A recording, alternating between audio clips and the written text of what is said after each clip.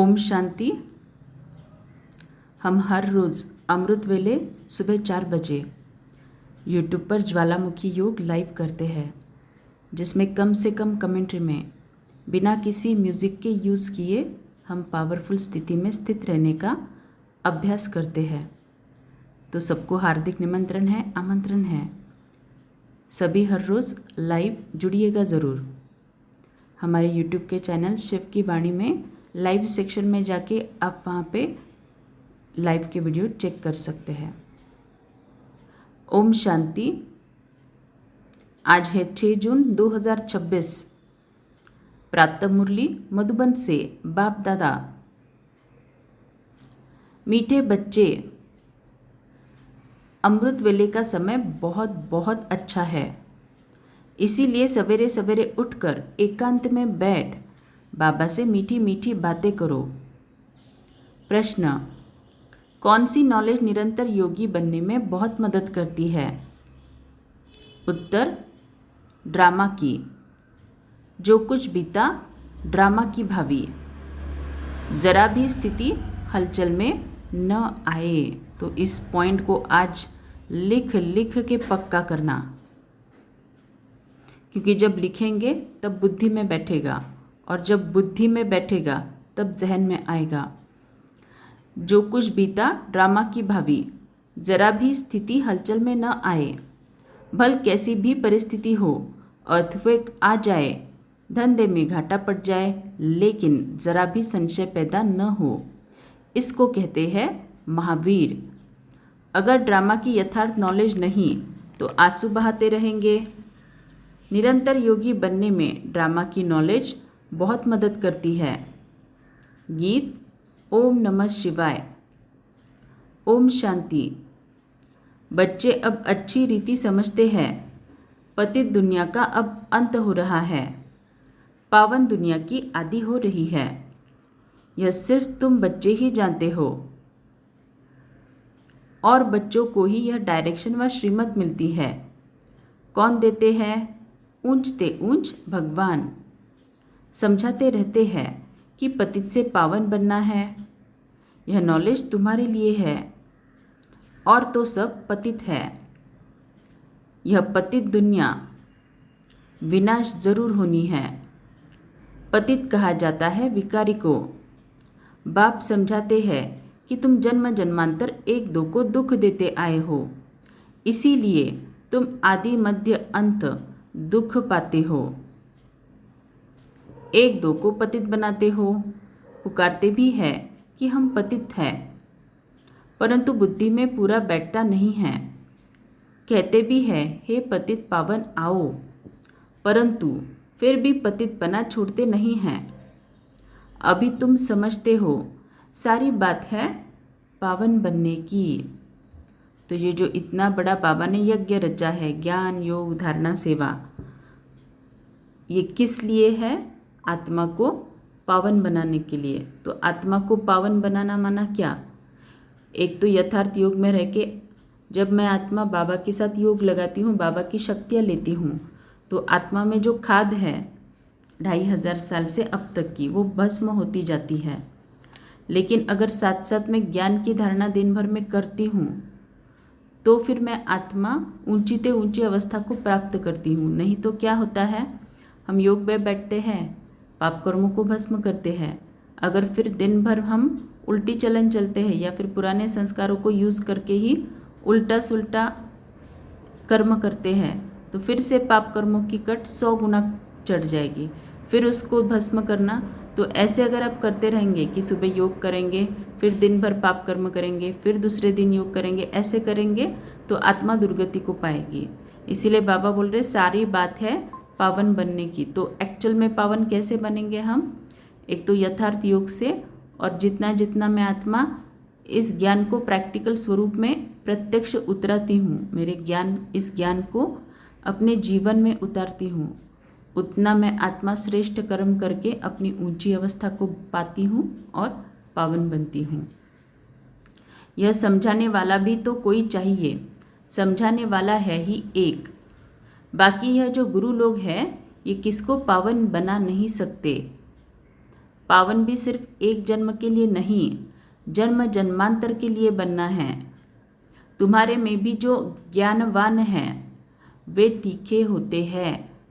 Drama अनुसार वह नूंद है। तो योग तो मुख्य है ही, लेकिन उसके साथ साथ ज्ञान की धारणा भी उतनी ही महत्वपूर्ण है। तुम्हारे में भी महावीरपना चाहिए। वह आएगा बाप की याद से, बाप की याद में रहने से। बाप बहुत अच्छी रीति बैठ समझाते हैं। जैसे बाबा कहते हैं कि सवेरे उठकर याद करो, वह समय बहुत सुंदर है याद करने का, जिसको प्रभात कहा जाता है। भक्ति मार्ग में भी कहते हैं राम सिमर प्रभात मुरे मन। बाप भी कहते हैं सवेरे उठ बाप को याद करो तो बड़ा मज़ा आएगा। बाप की याद में बैठ यही ख्याल करना चाहिए कि कैसे किसको समझाए। अमृत वेले का वायुमंडल बड़ा शुद्ध रहता है। दिन में तो गोरख धंधा रहता है, रात को 12 बजे तक तो विकारी वायुमंडल रहता है। साधु संत भक्त आदि सब भक्ति भी प्रभात को करते हैं। यूँ तो याद दिन में भी कर सकते हैं। धंधे में भल रहे, बुद्धि का योग जिस देवता का पुजारी होगा उनके पास होगा, परंतु ऐसा किसका रहता नहीं है। भक्ति मार्ग में सिर्फ दर्शन के लिए मेहनत करते हैं, मिलता कुछ भी नहीं। उनको भी भक्ति करते करते तमोप्रधान बनना ही है। भक्ति मार्ग में भी शिव पर बलि चढ़ते हैं, जिसको काशी कलवट कहते हैं। शिव को याद करते करते कुएं में कूद पड़ते हैं। शिव के ऊपर बलि चढ़ते हैं, वह है भक्ति मार्ग की बलि। यह है ज्ञान मार्ग की बलि। वह भी मुश्किल और यह भी मुश्किल। भक्ति मार्ग में इससे फ़ायदा कुछ भी नहीं। यह जैसे आत्मा अपने शरीर का घात करती है, यह कोई ज्ञान नहीं है। वह भी कह देते आत्मा सो परमात्मा। आत्म अभिमानी तो एक बाप ही है, जो बच्चों को समझाते हैं कि परमात्मा तो मैं एक ही हूँ। हम आत्मा सो परमात्मा कहना यह बड़े से बड़ी झूठ है। यह तो हो नहीं सकता। तो इसको आज लिखना है, आत्मा सो परमात्मा कहना बड़ा से बड़ा झूठ है, यह तो हो नहीं सकता। क्योंकि देखो जब हम इन पॉइंट्स को लिखते हैं तो उसके वाइब्रेशन सारे कल्पवृक्ष में फैलते हैं, हर एक आत्मा में फिर उस महाभाग्य का बीज डलता जाता है। बाप कहते हैं मैं आता ही हूँ पतितों को पावन बनाने, सो पावन बना रहा हूँ। बाकी तो ड्रामा में जो होना है सो होगा ही।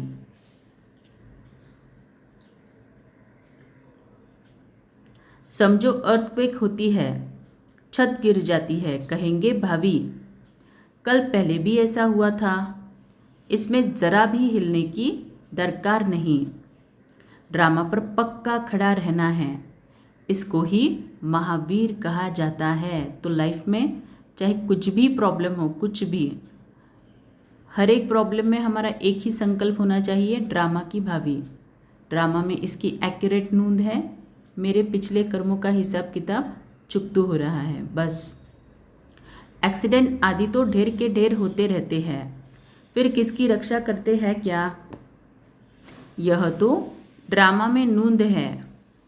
ऐसा ही ड्रामा में पाठ है। जो ड्रामा को नहीं जानते वह देह को याद कर आंसू बहाते हैं। वह कभी शिव बाबा को याद नहीं कर सकते, क्योंकि शिव बाबा से प्यार नहीं है, सच्ची प्रीत नहीं है। बाप के साथ तो पूरी प्रीत होनी चाहिए। शिव बाबा के साथ प्रीत बुद्धि तुम कल्प कल्प बनते हो। देवताओं के पास बाप की साथ प्रीत बुद्धि थी ऐसे नहीं कहेंगे। देवताओं की बाप के साथ प्रीत बुद्धि थी ऐसे नहीं कहेंगे। तो जब हम सतयुग में होंगे हमें पता ही नहीं होगा कि भगवान कौन है। उन्होंने इस प्रीत से वो पद पाया है, वहाँ तो मालूम भी नहीं रहेगा।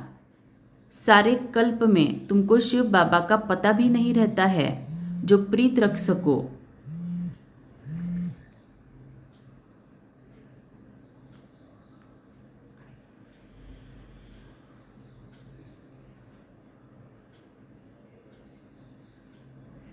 अभी बाप ने अपना परिचय दिया है। अब बाप कहते हैं कि और संग तोड़ मुझ एक संग जोड़ो। और संग तोड़ मुझ एक संग जोड़ो, इसी का मतलब क्या है? बाबा के साथ सभी संबंधों से यथार्थ योग लगाना, ये है बाबा के संग जोड़ना। और इस विधि से जब हम योग लगाते हैं तो सभी संबंधों की पवित्रता आत्मा में भरती है। और जब जब जितना जितना ये पवित्रता की शक्ति हम में भरती है, उतना अन्य संबंधों का हिसाब किताब जल्द से जल्द चुकतू होता है और संबंधों की कड़वाहट दूर होती है। यह विनाश काल तो ज़रूर है, यह भी तुम बच्चे जानते हो। मनुष्य तो बिल्कुल ही घोर अंधियारे में है। तुम अभी समझते हो, हमको तो बाप से पूरा वर्षा लेना है।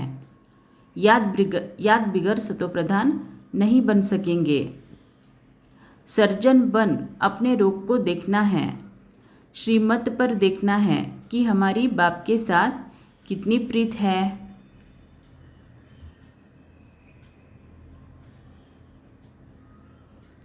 अमृत वेले ही बाप को याद करना अच्छा है। प्रभात का समय बहुत अच्छा है। उस समय माया के तूफान नहीं आएंगे।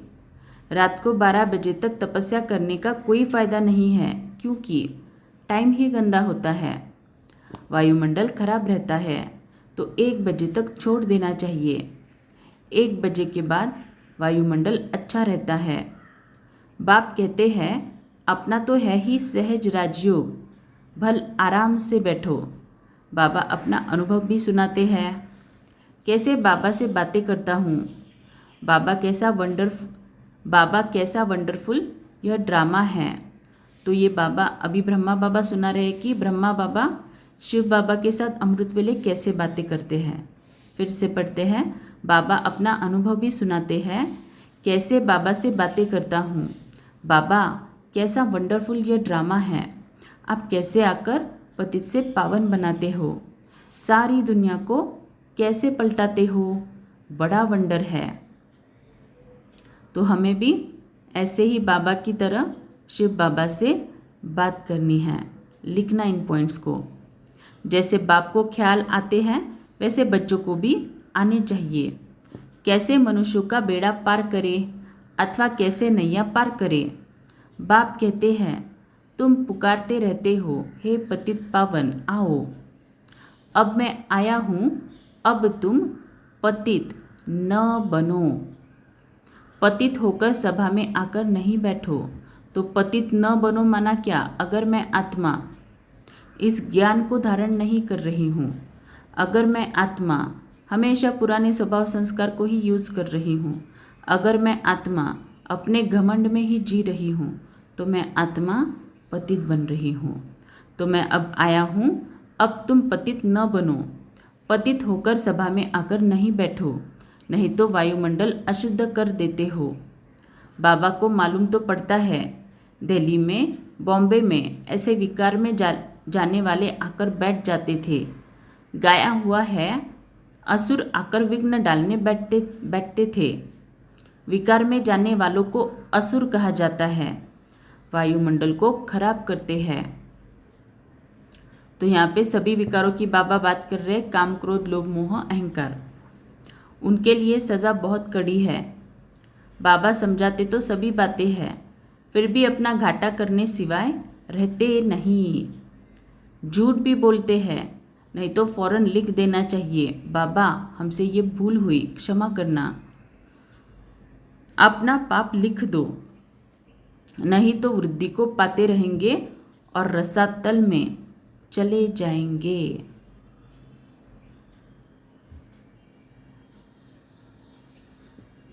आते हैं कुछ लेने के लिए और कान ही कटा लेते, यह भी ड्रामा में पार्ट है। ऐसे असुर कल पहले भी थे, अब भी है। अमृत छोड़ विष पीते हैं, अपना भी घात करते हैं, औरों को भी नुकसान पहुंचाते हैं, वायुमंडल खराब कर देते हैं। सुनना, ब्राह्मणियाँ भी सब एक समान नहीं है। महारथी, घोड़ेसवार, प्यादे सब है। तुम बच्चों को अथाह खुशी होनी चाहिए। बाबा मिला और बाकी क्या।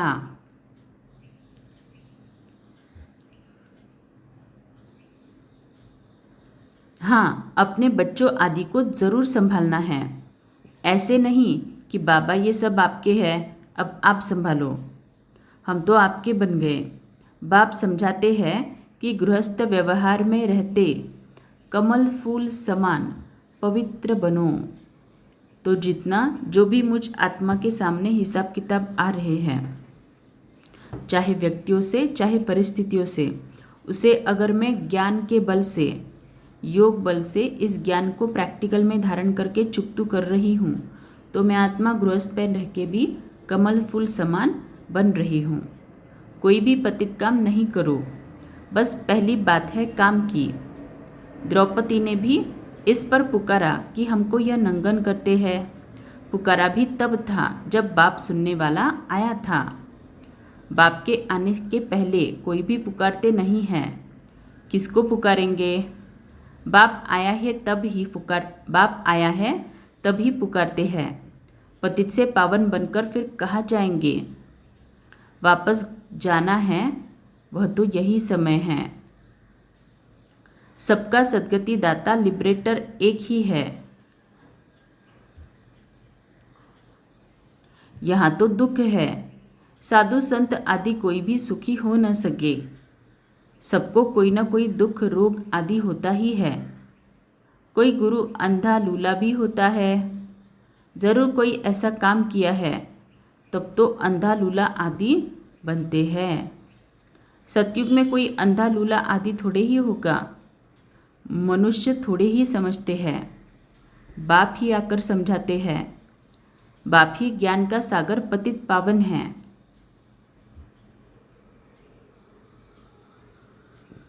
बाकी तो सब है भक्ति। वह भक्ति मार्ग ही अलग है। वह है सीढ़ी उतरने का मार्ग। तो बाबा यहाँ क्या बोल रहे? बाप ही ज्ञान का सागर पतित पावन है। जब बाबा खुद की महिमा में बताते हैं पतित पावन, उससे पहले मोस्ट ऑफ द टाइम यही रहता है, बाप ही ज्ञान का सागर पतित पावन है। इसी का मतलब क्या? बाबा मुझे जो ज्ञान दे रहे हैं उसको मैं अगर आत्मा एब्जॉर्ब करके उसको अपने जीवन में प्रत्यक्ष उतारती हूँ, तभी मैं आत्मा पतित से पावन बनती हूँ। उतरने में, जीवन बंध में आने में 84 जन्म लगते हैं और फिर 1 सेकेंड लगता है जीवन मुक्त बनने में। अगर उनकी मत पर चल बाप को याद करे तो नंबरवार तो है ना। कहते हैं हमको फलानी टीचर मिले तो अच्छा है, तो ज़रूर खुद कमज़ोर है तब तो कहते हैं फलानी को 2-4 मास के लिए भेज दो। बाबा कहते हैं यह भी भूल है।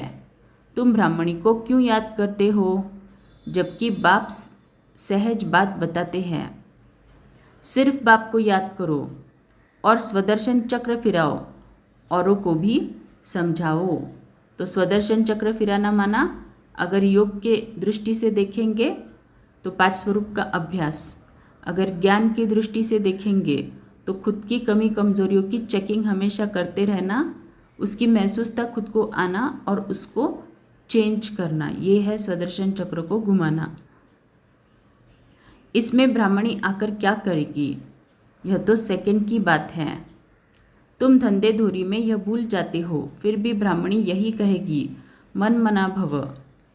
कई बुद्धू लोग समझते नहीं हैं, सिर्फ कहते हैं ब्राह्मणी अच्छी चाहिए। ज्ञान तो तुमको मिला है ना। बाप और वर्षे को याद करो, देह अभिमान को छोड़ो। तो आपका इस ज्ञान को ग्रहण करना या फिर इस ज्ञान को धारण करना, इससे आप किसके अंडर ये ज्ञान सुन रहे हो, इससे उसका कोई ताल्लुक नहीं है। यह हमारा सेंटर है, यह इनका सेंटर है, यह जिज्ञासु यहाँ क्यों जाते हैं, यह सब देह अभिमान है। सब शिव बाबा के सेंटर्स है, हमारे थोड़े ही सेंटर है। तुमको यह क्यों होता है कि फलाना हमारे सेंटर पर क्यों नहीं आता? कहाँ भी जाए बाबा हमेशा कहते हैं कोई से भी मांगो नहीं। यह समझ की बातें हैं कि बीज नहीं बोएंगे तो मिलेगा क्या। भक्ति मार्ग में दान पुण्य किया जाता है। तुम सब भक्ति मार्ग में ईश्वर अर्थ इनडायरेक्ट करते थे, अब सन्यासियों को भी बहुत देते हैं। नहीं तो दान गरीबों को दिया जाता है, न कि साहूकारों को। इसमें अनाज का दान सबसे अच्छा होता है। सो भी बाप समझाते हैं दान करने से दूसरे जन्म में उसका फल मिलता है। ईश्वर ही सबको फल देते हैं। साधु संत आदि कोई रिटर्न नहीं दे सकते हैं। देने वाला एक ही बाप है, किसके भी थ्रू देवे। बाप तो समझाते हैं कि तुम ईश्वर अर्थ देते थे तो भी दूसरे जन्म में तुमको एवजा दिलाते थे। तो भले ही आप अलग अलग मंदिरों में अलग अलग भगवान के नाम पे दान करते हो, लेकिन उसका जो फल है एक हमें शिव बाबा ही देते हैं। अभी तो मैं डायरेक्ट आया हूँ, अभी तुमको 21 जन्म के लिए रिटर्न मिलेगा, फिर तो मौत सामने खड़ा है। भक्ति मार्ग में तुमको ऐसे नहीं कहते थे कि मौत सामने खड़ा है इसीलिए अपना सफल करो, नहीं। तो अब बाप समझाते हैं जिसको भी चाहिए यह रूहानी हॉस्पिटल खोल दो। कोई कहते हैं मकान बनाएं, उसमें यह हॉस्पिटल खोले।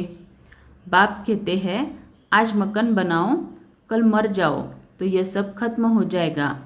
शरीर पर भरोसा नहीं है, जो है उसमें ही तब तक एक कमरा रख दो जिसमें रूहानी हॉस्पिटल रूहानी कॉलेज बनाओ। बहुतों का कल्याण करेंगे तो बहुत ऊंच पद पाएंगे। अच्छा, मीठे मीठे सिकिलदे बच्चों प्रति माता पिता बाप दादा का याद प्यार और गुड मॉर्निंग। रूहानी बाप की रूहानी बच्चों को नमस्ते। हम रूहानी बच्चों की रूहानी माता पिता बाप दादा को याद प्यार गुड मॉर्निंग और नमस्ते। धारणा, श्रीमत पर अपने आप को देखना है कि इस विनाश काल में मेरी एक बाप से सच्ची प्रीत है और सब संग तोड़ एक संग जोड़ी है। कभी कोई विकर्म करके असुर तो नहीं बनते। ऐसी चेकिंग कर स्वयं को परिवर्तन करना है। इस शरीर पर कोई भरोसा नहीं है, इसीलिए अपना सब कुछ सफल करना है। अपनी स्थिति एकरस अचल बनाने के लिए ड्रामा के राज को बुद्धि में रख कर चलना है।